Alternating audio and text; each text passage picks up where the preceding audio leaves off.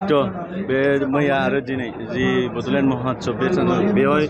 सासे नोंथाङाबो मेथाइ खनगिरि हिसाबै बाहागो लाबाय नोंथाङा मा फोरमायगोन बेसेबां गोजोननाय गिबियावनो बयनिसिमबो आंनि अननाय सिबिनाय आरो गाहाम हामग्लायनायखौ बयबो बर' रायजो राजा नोंथांमोनसिम बावहरग्रोबाय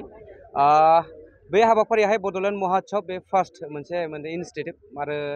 बे हाबाफारियाहाय गिबि हाबाफारि बे दिल्लीयावहाय जितु राजथावनि बेवहाय बे हाबाफारिया जागासिनो दङ आरो आङो मैयानिफ्राय बेवहाय बाहागो लादों एक्चुअलि आं 14आव फैदों खोथाया जाहैबाय बे जोंनि मोनसे बिराद गिदिर मोनसे मेसेज जोंनि हारिमु थुनलाइ आरो रावखौ लानानै जितु बे दिल्लीयावहाय हाबाफारि लादों 15 आरो 16 बे साननैनि हाबाफारिजों मैया जोबोद मेहेरगोनां मोनसे हाबाफारि जानो थांबाय बेवहाय जोंनि भारतनि गिबि मन्त्रि नरेन्द्र मदि बिथाङा फैबाय आरो जोंनि बर'नि थाखाय गोबां खोथा होलांदों बिथाङा बर' समाजनि थाखाय हारिमु राव थुनलाइनि थाखाय बिथांमोना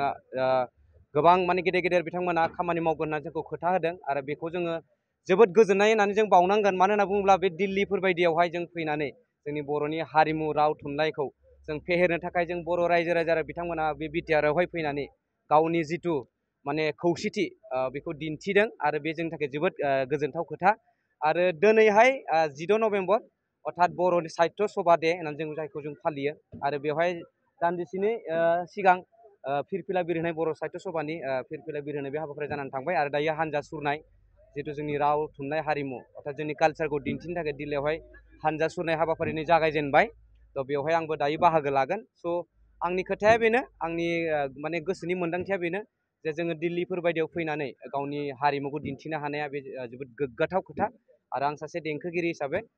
गावखौनो जोबोद गोजोननाय मोनदों बेवहाय फैनानै आरो बयबो रायजो राजा बिथांमोना मदद होदों आरो होबाय थागोनखौ आसा खालामो।